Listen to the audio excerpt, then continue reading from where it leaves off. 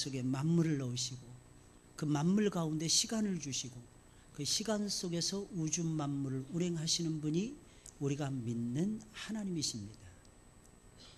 그래서 예수님께서도 때가 되자 움직이시기 시작하신 것입니다. 때가 되자 예수님께서는 세례 요한에게 나아가서 무릎을 꿇습니다.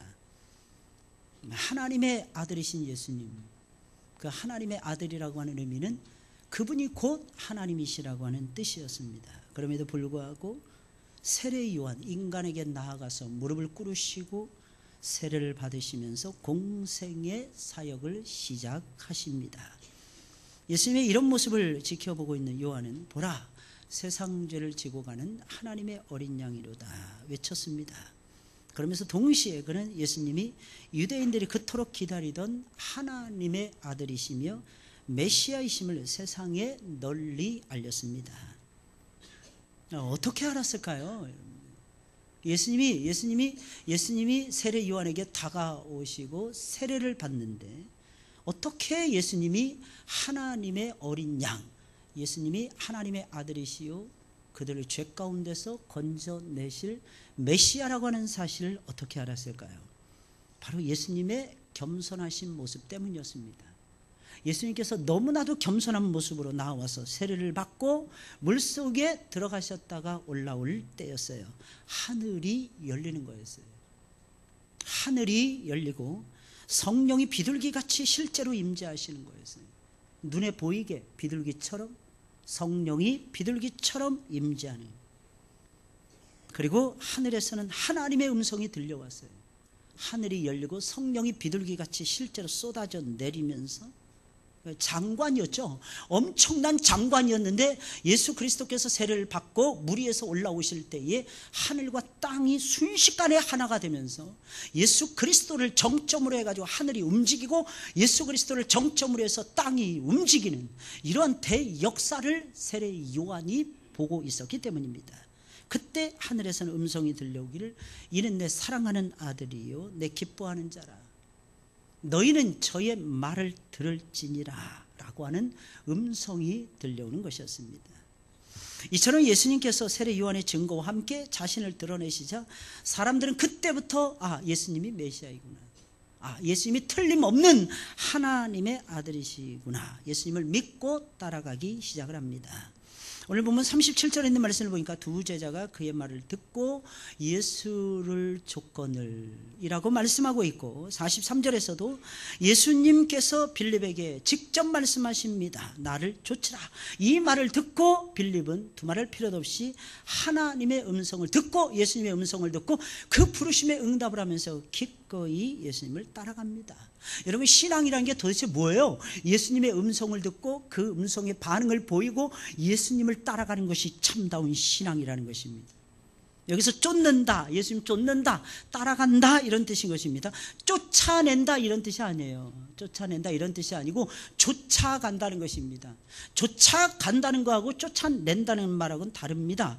이 쫓는다 이 말은요, 생각과 믿음과 생활에 관련된 예수님의 모든 주장을 다 받아들이는 거예요. 내 삶의 생각과 믿음과 삶에 관련된 예수님의 모든 주장을 받아들이고 예수님을 기꺼이 따라간다는 뜻인 것입니다. 다시 말씀드리면 지금까지 내가 살아왔던 인생의 모든 방향을 바꾸어서 오직 예수 그리스도를 따라간다라고 하는 뜻인 것입니다. 사랑하는 여러분들, 신앙은 예수님을 만나는 거예요. 그리고 예수님의 음성을 듣는 것입니다. 그리고 예수님을 믿는 거예요. 그리고 예수님을 따라가는 것입니다. 여러분, 신앙이라는 것은 어떤 유력한 사람을 따라가는 것이 아닙니다. 신앙이라는 것은 어떤 사상을 쫓아가는 것도 아닙니다. 어떤 감정이나 의지를 따라가는 것이 아닙니다. 오직 예수 그리스도만을 따라가는 것입니다. 예수님 따라가다 보니까 사람이 몰리는 거야. 예수님 따라가다 보니까 사상이 예수님의 사상과 일치되는 것입니다. 예수님 따라가다 보니까 예수님의 감정에 이입이 되는 것입니다. 예수님을 따라가다 보니까 예수님처럼 의지가 강력한 사람으로 저와 여러분들이 바뀌어지게 되는 것입니다. 신앙이라는 것은 다른 것이 아닙니다. 예수님을 바라보고 예수님을 따라가는 것입니다. 예수님만을 믿고 예수님만을 사랑하고 예수님을 따라가는 것, 이것이 바로 신앙이라는 것입니다. 여러분, 이런 사람들이 예수님의 진정한 제자들에게 예수님의 사람들이라고 말씀드릴 수가 있는 것입니다. 예수님의 사람들은 다른 사람들이 아니에요. 그분의 말씀이 소개되고 그분의 삶이 소개될 때에 오직 그분만을 쫓아가는 사람들을 가리켜서 예수님의 사람들이라고 말을 하는 것입니다. 예수님 분명히 이렇게 말씀하셨어요. 나를 쫓으라. 예수님 나를 쫓으라 이렇게 말씀하셨어요. 예수님께서 주시는 축복, 사상 쫓으라고 예수님 말씀하시지 않았습니다. 나를 따라오면 이러한 행복이 있으니까 이걸 바라보면서 나를 쫓아오라 예수님 말씀하신 적이 없습니다. 예수님 오직 나를 쫓아오라는 것이었습니다. 어떤 것도 따라가지 마시고 오직 예수님만을 따라가시기를 예수님의 이름으로 축원을 드립니다. 그럼 예수님을 만나자마자 즉시 이 사람들 즉시 따라가요. 뭐 고민하지 않아요. 내가 2박 3일 기도한 다음에 따라가겠습니다. 아니면 내가 일주일 생각해 본 다음에 따라가 보겠습니다. 아니면 내가 우리 아빠한테 물어본 다음에 따라가겠습니다. 이들은 그러지 않아요. 말씀을 듣는 즉시 예수님을 따라갑니다. 실패하지 않습니다. 예수님 따라가는데 실패하지 않아요. 물론 예수님이 십자가에 달리시기 직전에는 모두 다 예수님을 버리고 도망을 칩니다. 그러나 그 이전에도 그 이후에도 단 한 번도 그들은 예수님 따라가는데 실패한 적이 없는 사람들이었어요. 사랑하는 여러분들, 성공이 도대체 뭘까요? 성공이 이 세상을 창조하시고 이 세상을 다스리시고 이 세상을 구원하시고 이 세상을 통치하시는 예수님을 바르게 따라가는 것이 인생의 성공이라는 사실, 저와 여러분들이 잊어서는 안 될 것입니다. 물론 예수님께서 주시는 게 너무너무 많죠. 지혜를 주십니다. 지식을 주십니다. 정보를 주십니다. 위대한 사상을 주십니다. 능력을 주십니다. 때로는 사람을 붙여주십니다. 때로는 시스템을 주십니다. 좋은 제도를 우리 주님께서 우리에게 허락해 주십니다. 그러나 사랑하는 여러분들, 그것은 예수님과 비교하면 정말 아무것도 아닌 거예요. 이 우주 속에 2천억 개의 은하계가 있답니다. 2천억 개. 그 얘기 듣고 기절할 뻔했어요. 2천억이 도대체 숫자적으로 이게 계산이 돼? 2천억 개의 은하계가 존재한다. 은하계가, 이 태양계가 그 속에는 뭐 수천 개의 태양계가 있다는 거예요. 그 은하계 한 개 속에 수천 개의 태양계가 있어요. 뭐 태양은 항성이라고 우리가 생각하잖아요. 태양도 움직이고 있어요. 태양도 이동하고 있습니다. 그러나 그 큰 우주보다도 더 크신 하나님이세요. 그 우주 세계하고 비교할 수 없이 거대하시고 거대하신 분이 우리가 믿는 예수 그리스도십니다. 그런데 사랑하는 여러분들, 그분을 무엇하고 견줄 수가 있겠어요? 무엇하고? 우리가 믿는 예수님하고 이 세상하고 어떻게 바꿉니까? 그런데 그 하나님께서 우리에게 말씀하시는 거예요. 내가 이 세상보다 더 소중하다는 거예요. 별로 안 놀라시네. 당연한 거, 목사님 너무나 당연한 걸 나한테 말씀하시네. 이 우주 공간이 엄청나게 뭐 끝없이 무한대라고 얘기해요. 무한대. 끝에 도달할 수 없다라고 하는 것이 우주 과학 이론자들의 말입니다. 2천억 개의 은하계가 존재해요. 몰라요? 그것도 그냥 추론할 뿐이에요. 추론할 뿐. 가서 본 놈이 있어야지. 가서 봐야지 뭐 말을 할 거 아니겠습니까? 근데 그 은하계보다, 이 끝없는 우주 세계보다 더 크신 하나님께서 우리를 찾아오셔서 말씀해요. 내가 제일 소중하고 이 세상에서 가장 소중한 존재이고 내가 너를 사랑한단다. 내가 이 세상보다도 더 크다라고 우리 주님께서는 오히려 우리를 지켜 세우고 계신다고 하는 것입니다. 그러니 사랑하는 여러분들, 우리가 어떻게 예수님을 따라가다가 예수님의 손을 놓을 수 있겠어요? 우리가 예수님을 따라가다가 어떻게 예수님을 놓을 수가 있겠어요? 우리가 예수님을 바라보다가 어찌 예수님을 쳐다보지 않을 수가 있겠습니까? 예수님의 이 놀라우신 말씀, 예수님의 이 놀라우신 선포, 예수님의 이 놀라우신 역사, 이것이 예수님 말씀하심으로 끝나는 것이 아니에요. 그 말씀하심이 그대로 역사 속에서 이루어지고 있더라는 것입니다. 현존하더라는 것입니다. 역사하더라는 것입니다. 역사하는 힘이 많다고 하는 사실입니다. 그러니까 예수님이 좋을 수밖에 없는 거죠. 그러니까 예수님 말을 신뢰할 수밖에 없는 거죠. 그래서 예수님의 제자들은 예수님 따라가는데 실패할 수가 없었습니다. 실패하지 않았다, 이게 아니고 실패할 수가 없었던 것입니다. 이유가 무엇입니까? 예수, 그 위대하신 예수를 상대하니까 그 위대하신 예수에서 그들의 손과 발이 움직여지는 거예요. 그 위대하신 예수에서 가슴이 콩당콩당 뛰면서 움직여지기 시작을 하는 것입니다. 할렐루야. 제발 믿으시길 예수님의 이름으로 축원을 드립니다. 그럼 예수님을 만나자마자 즉시 예수님을 따라가고, 예수님 따라가는데 실패라는 것을 몰랐던 예수님의 제자들, 예수님의 사람들, 그 사람들은 어떤 사람들이었습니까? 어떤 사람들이었기에 실패하지 않았던, 우리 실패하지 않는 비법을 배워야죠. 다른 사람이 실패하지 않았다는 것입니다. 저 사람 대단한 사람이야, 이러고 끝내지 마세요. 어떻게 해서 저 사람이 실패하지 않았을까? 저 사람 무엇 때문에 실패하지 않았을까? 왜 실패하지 않았을까? 이것을 연구할 수 있는, 생각할 수 있는, 사고할 수 있는 능력이 있어야 되는 것입니다. 그게 사람이잖아요. 그게 사람이잖아요. 생각할 수 있다는 거, 저는 놀란 것 같아요. 생각한다는 거 너무 놀란 것 같아요. 특별히 하나님을 생각한다는 거, 하나님의 역사의 손길을 느낀다는 거, 하나님이 어떻게 움직이시는지 저와 여러분들이 살펴본다는 것, 이 우주 세계 속에서 살펴본다는 것, 인류의 전 역사를 통해서 살펴본다는 것, 하나님이 우리에게 떨어뜨려 주신 성경 말씀을 통해서 살펴본다는 것, 이것이 존엄한 것입니다. 이것이 위대한 것입니다. 이것이 놀라운 하나님의 역사인 것입니다. 첫째로 그들은, 예수님의 사람들은 오직 말씀에만 귀를 기울이던 사람들이었어요. 예수님이 소중하니까 예수님의 입에서 나오는 말씀이 소중한 거예요. 예수님이 소중하시니까 예수님의 입에서 나오는 이 말씀이 너무 소중해요. 예수님을 쫓아가는 사람들, 예수님 따라가는 사람들에게는 각기 다른 신앙의 체험들이 있습니다. 다 달라요. 그때마다 전부 다 다르고, 사람마다 다르고, 인생마다 다르고, 가문마다 다르고, 교회마다 다릅니다. 근데 참 신기한 건 한 가지 공통점이 있다는 거예요. 모든 그리스도인들의 가슴 속에, 모든 그리스도인들의 삶 속에, 모든 그리스도인들의 신앙 속에는 한 가지 과학적인 분명한 증거가 있었습니다.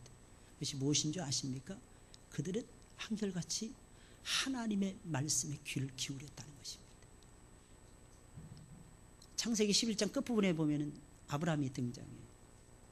모든 인류가 바벨탑을 쌓고 흩어집니다. 소망이 하나도 없을 때, 갈대아 우르에 있는 아브라함을 하나님이 부르시는 거예요. 근데 아브라함이 75세에 부름을 받아요.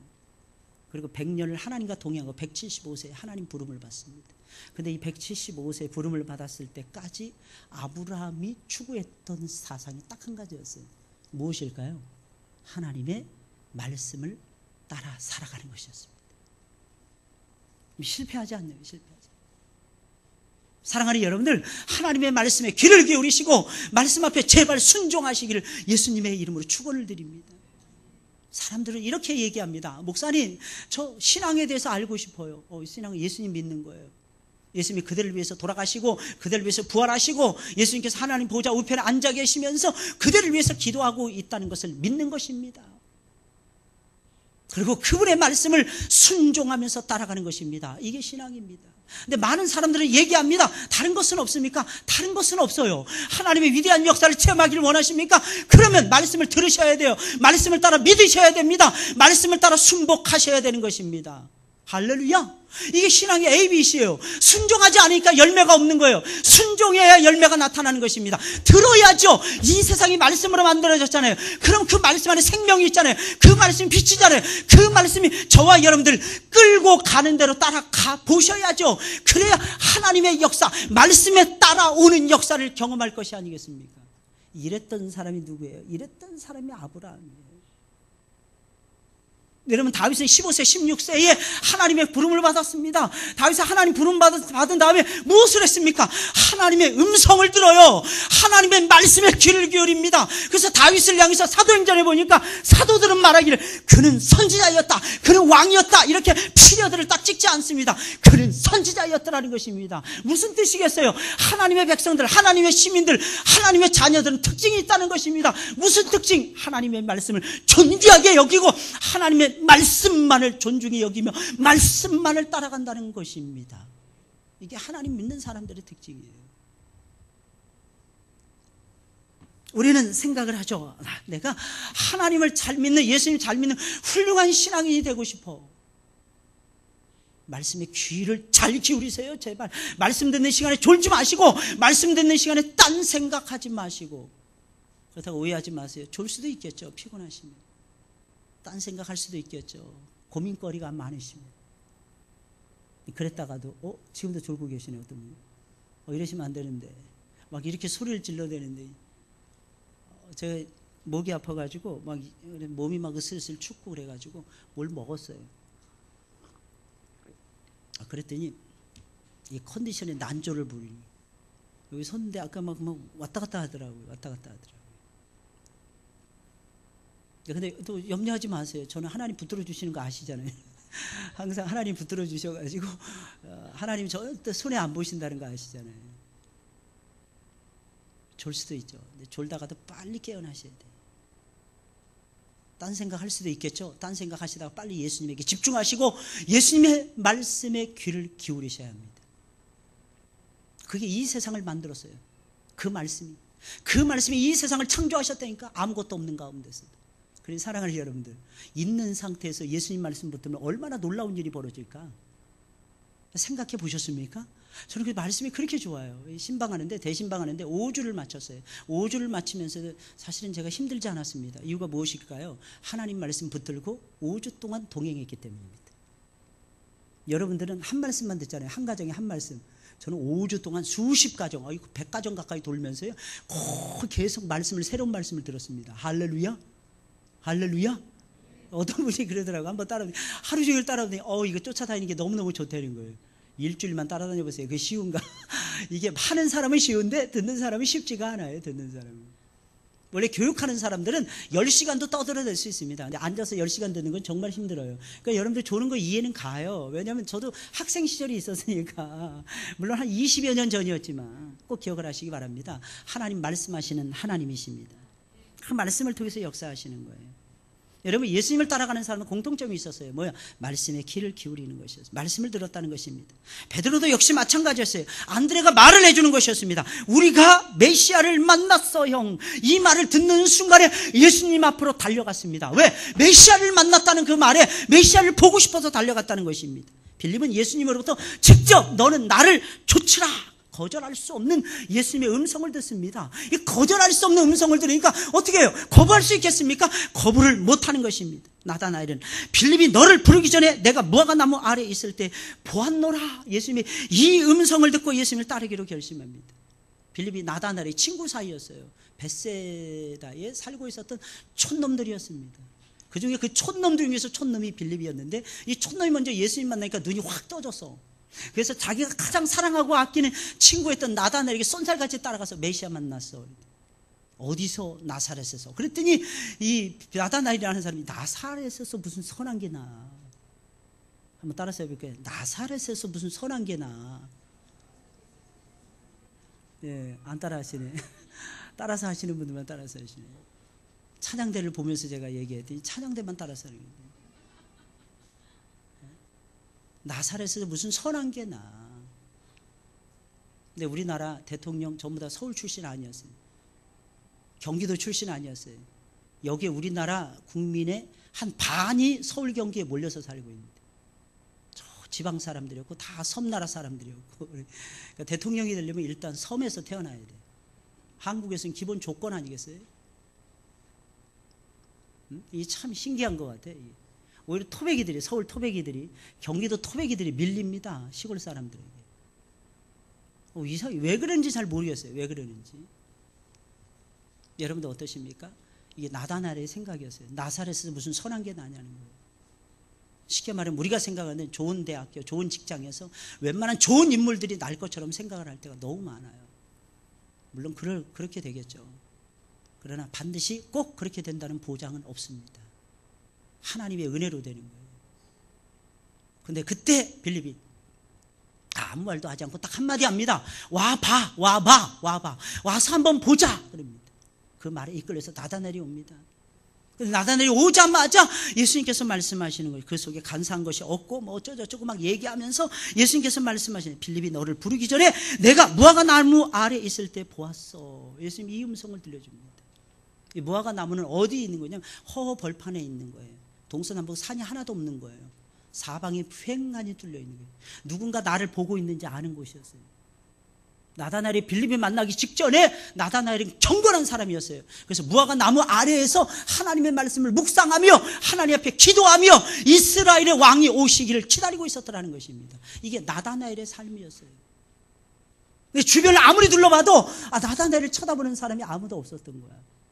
근데 예수님을 딱 만나자마자 예수님 말씀하시는 거예요. 내가 빌립이 너를 만나기 전에 무화과 나무 아래 있을 때에 내가 보았어. 이 말을 딱 듣는 순간에 망치로 얻어맞은 기분이었어요. 왜? 자기만이 알고 있는 비밀스러운 장소, 자기만이 누리고 있었던 비밀스러운 묵상의 시간을 예수님께서 알고 계셨다는 것입니다. 역시 예수님은 전지하신 분이에요. 역시 예수님은 전능하신 분이었어요. 이 말을 딱 망치로 두들겨 맞은 그런 기분이었을 것입니다. 그때 그는 고백을 합니다. 당신은 하나님의 아들이시며 당신은 우리가 기다리던 메시아이십니다. 그냥 고백을 하는 거예요. 이스라엘의 진정한 왕이십니다. 당신 고백할 수밖에 없어요. 예나 지금이나 예수님을 따르는 사람들은 공통점이 있어요. 하나님 말씀에 귀를 기울였다는 것입니다.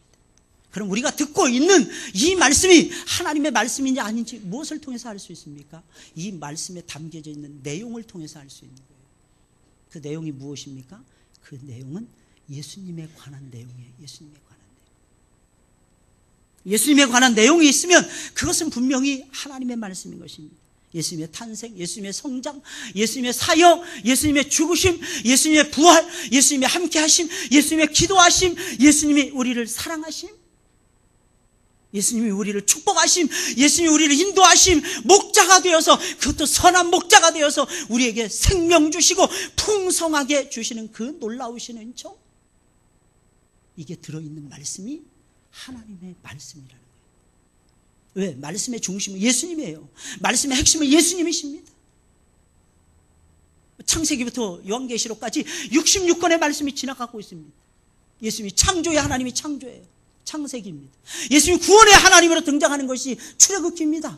예배를 받으시는 충만하신 경배를 받으시기에 합당하신 진정한 하나님으로 나타나는 모습이 레위기의 말씀이라는 것입니다. 광야를 지나가는 이스라엘 백성들과 함께 하시는, 광야 속에서 동행하시고 광야 속에서 함께 하시는 예수님, 그 예수님의 모습이 민수기의 예수님의 모습이라는 것입니다.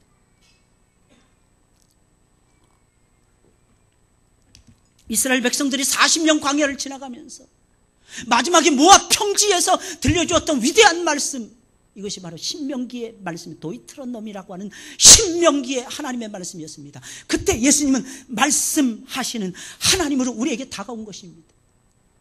여호수아서는 7년 이상을 전쟁을 벌입니다. 그리고 정복해 들어갑니다. 31명의 왕들을 자기의 발로 밟으면서 그들의 목을 치면서 이스라엘의 땅을, 광활한 영토를 회복을 합니다. 그때 나타나신 예수 그리스도는 정복자이신 예수 그리스도였습니다.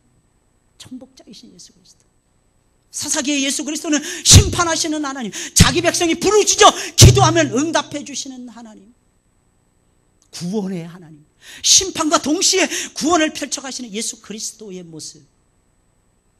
사무엘 상하이 말씀, 왕국, 당신의 왕국을 이루어 가시는데 다윗을 부르시고 솔로몬을 부르시고, 사무엘 선자를 부르는 나단과 갓 선자를 통해서 하나님의 말씀을 따라서, 또한 제사장이신 아비 아달과 사독 제사장을 통해서 위대하신 왕이시면서 선지자이시면서 동시에 대제사장이 직분을 가지시고 우리를 포괄적으로 다스리고 계신 진정한 하나님의 아들이신 예수 그리스도의 모습을 우리에게 보여주고 있는 것입니다.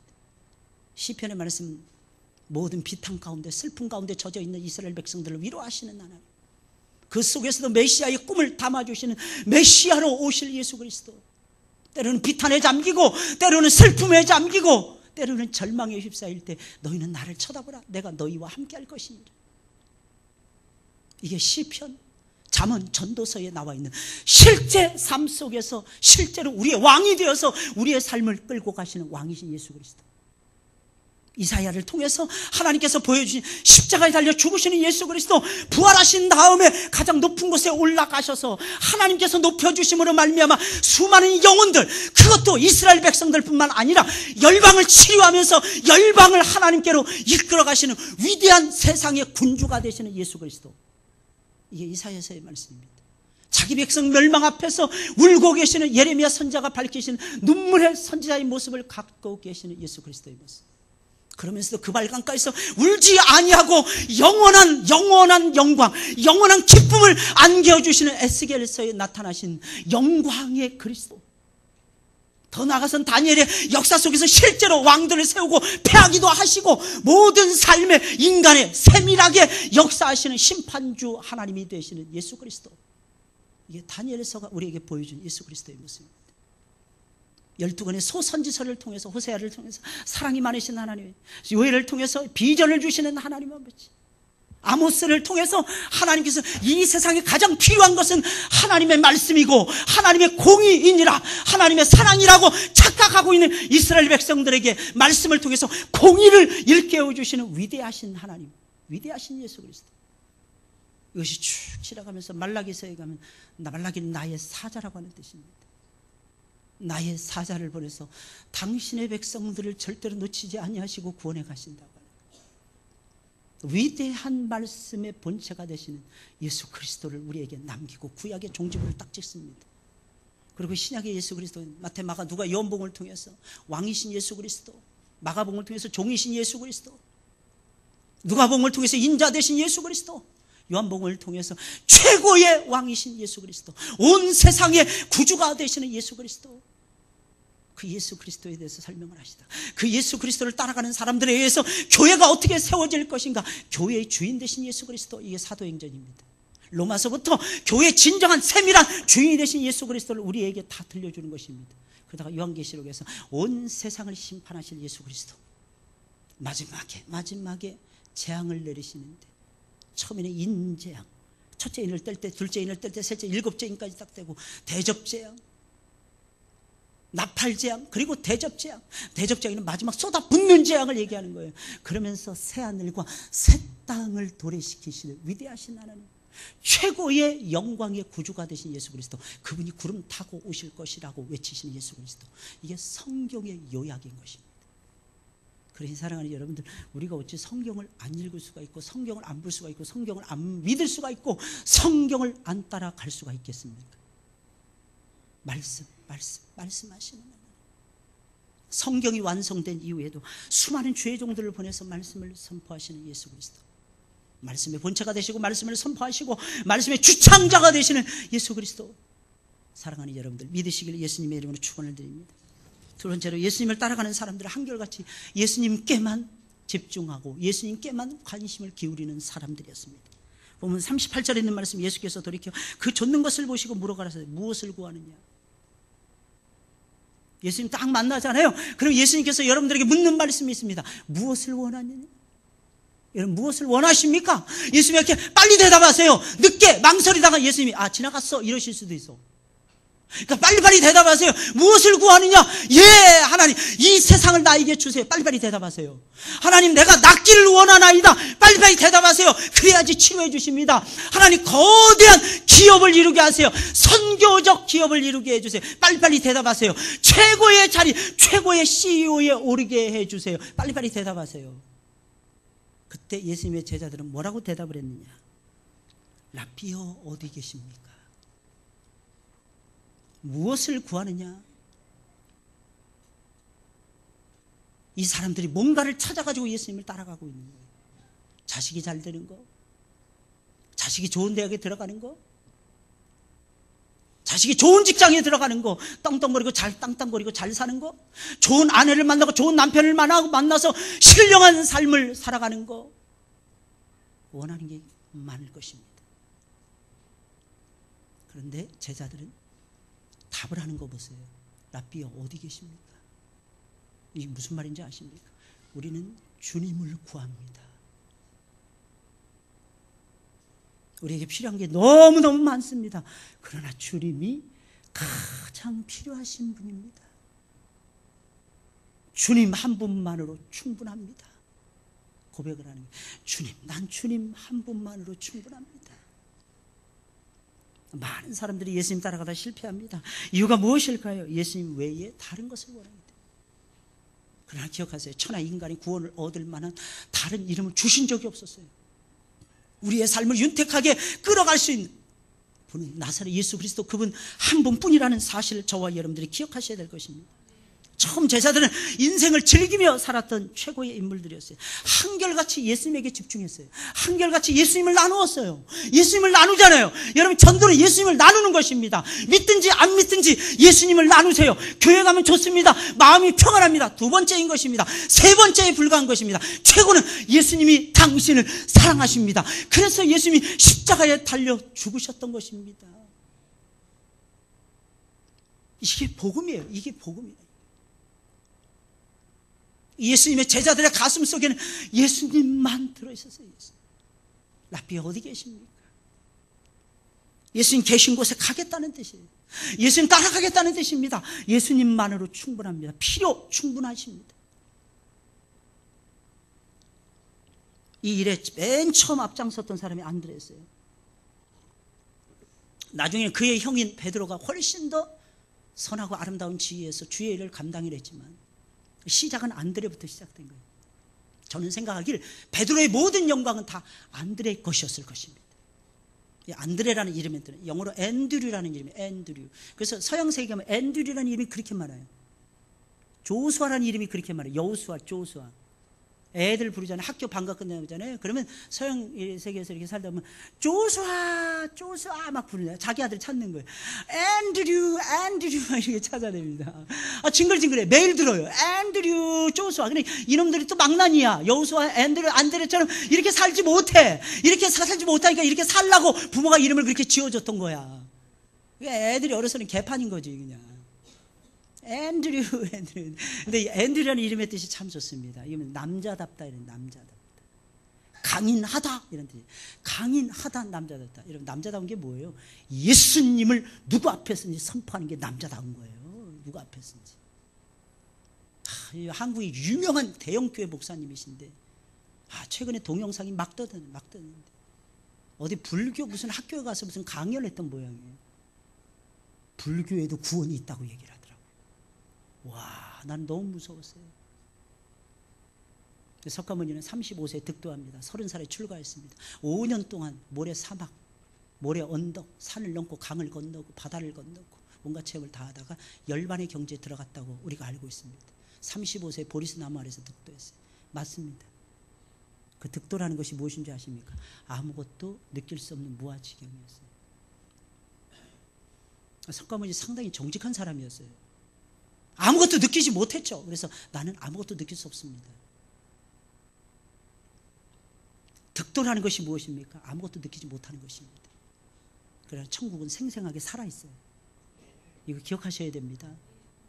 그리고 석가모니가 35세 득도하고 열반의 경지에 들어갔다고 생각하잖아요. 왕생, 극락 왕생했다고 생각하잖아요. 아닙니다. 역사를 잘 보셔야 돼요. 불교에 대한 책들을 저는 어렸을 때 저는 불교도였기 때문에 불교도에서 서산대사, 사명대사 그렇게 좋아했어요. 지금도 생각이 납니다. 서산대사가 한 말, 묘양산, 자기는 묘양산 자락에서 오는데 이 묘양산 자락에 뭐가 있냐면 김일성, 김정일, 김정은 별장이 있는 곳이에요.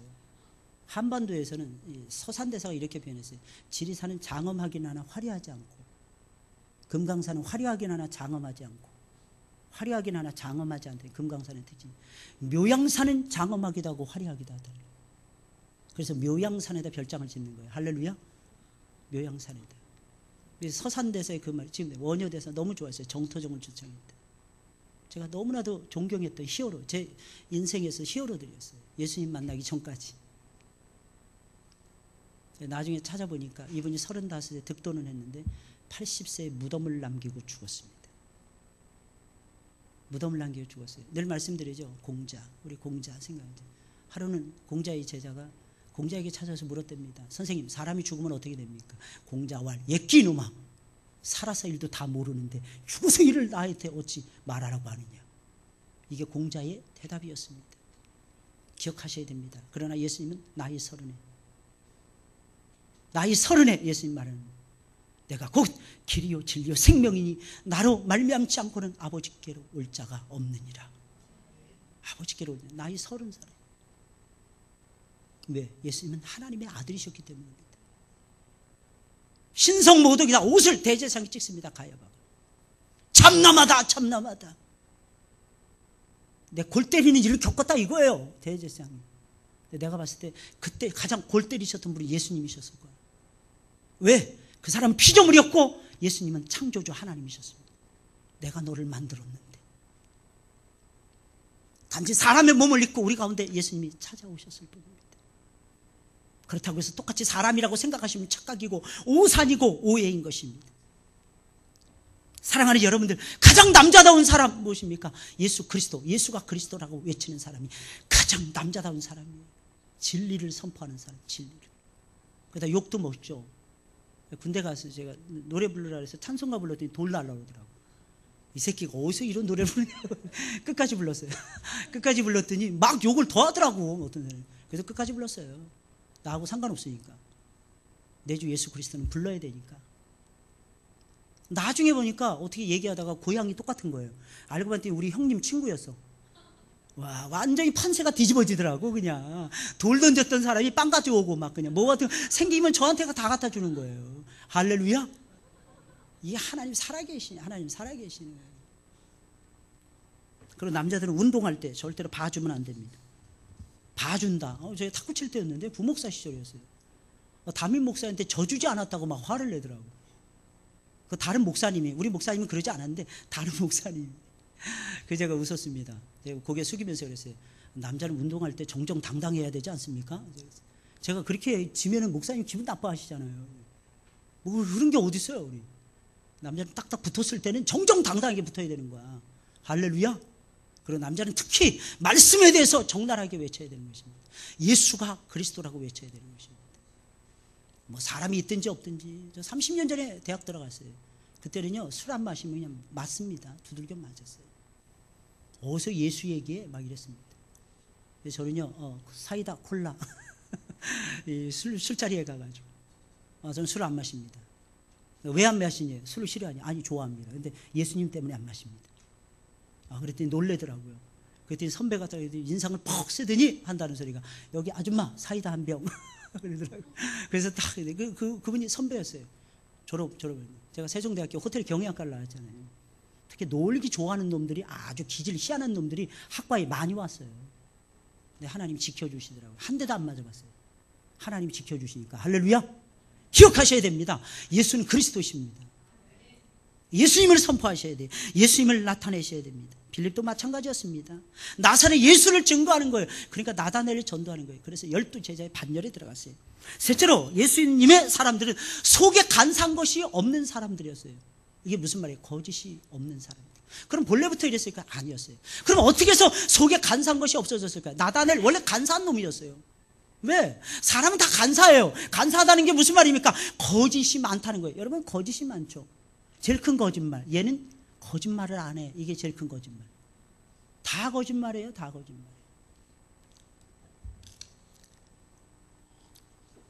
태어나면서부터 간사하지 않은 사람 아무도 없습니다. 그런데 어떻게 이 사람들은 간사한 것이 없는 순전한 사람들이 되었던 것입니까? 아주 간단해요. 예수님의 말씀을 들었기 때문입니다. 내 말을 들으면 나는 포도나무여 너희는 가지. 예수님 말씀하시는 거예요. 내 아버지는 농부라 그랬어요. 내 말로 인하여 너희가 깨끗하여졌으니 라고 예수님 선포하십니다. 사람의 죄는요, 말씀으로 쓸어내는 것입니다. 말씀의 빗자루를 들고 사람의 죄악을 쓸어내야 되는 것입니다. 그래야 사람에게 소망이 있는 거예요. 나다나엘은 예수님을 만남으로 예수님의 말씀을 들었잖아요. 그러니까 말씀을 들으니까 어떻게 치료받는 역사가 일어난 거예요. 예수님을 쫓아가는 사람들은 예수님을 만나 치료를 받습니다. 그러니까 간사한 것이 없어지는 거죠. 대표적인 사람이 누구냐면 구약의 야곱이었어요. 오늘 말씀을 보니까 나다나엘에게 예수님 말씀하십니다. 뭐라고 말씀하십니까? 내가 하늘이 열리고 내 속에 간사한 것이 없다. 너는 진실한 그리스도인이다. 그런데 내가 살면서 하늘이 열리고 인자 위에 하나님의 사자들이 오르락 내리락 하는 광경을 내가 볼 것입니다. 이게 무슨 뜻이에요? 예수 그리스도가 내려오는 것이 기적이었잖아요. 예수 그리스도를 통해서 천국의 소망을 가지는 것이 하늘로 올라가는 것이잖아요. 이미 저와 여러분들의 영혼은 하늘나라에 예수님께서 앉혀놓으셨습니다. 예수님을 믿는 그 순간부터요. 예수님을 믿는 그 순간부터. 비록 땅을 밟고 살아가지만 여러분들의 영혼만큼은, 여러분들의 이상과 비전만큼은 저 하늘나라에 있는 것입니다.